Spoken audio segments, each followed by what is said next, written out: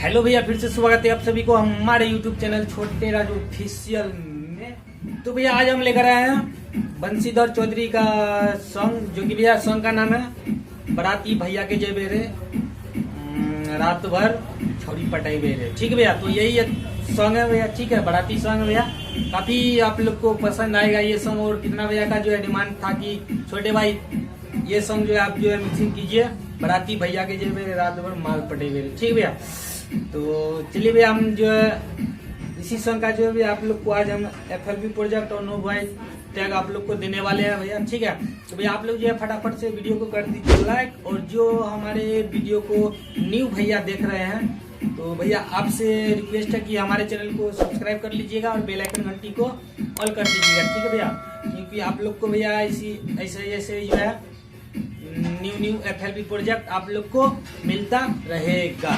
ठीक है भैया, तो चलिए भैया देर न करते हुए चलते हैं हम अपने कंप्यूटर स्क्रीन पे।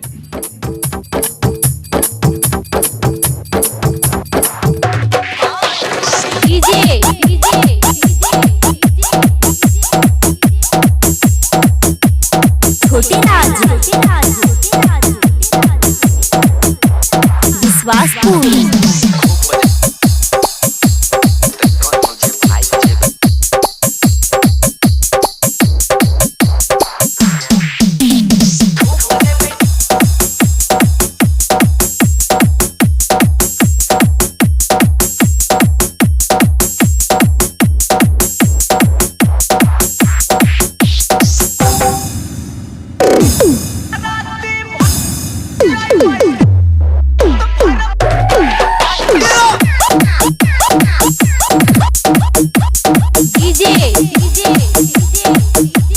छोटे राजू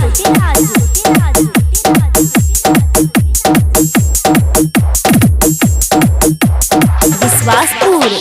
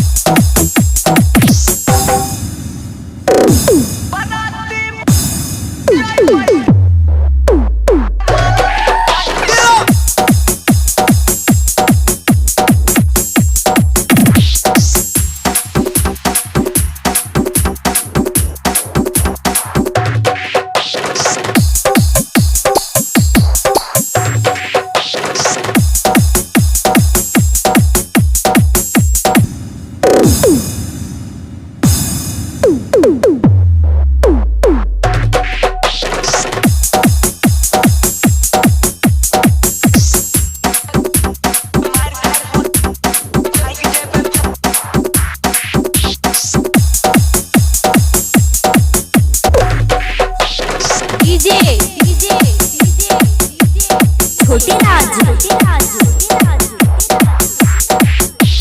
विश्वासपुर।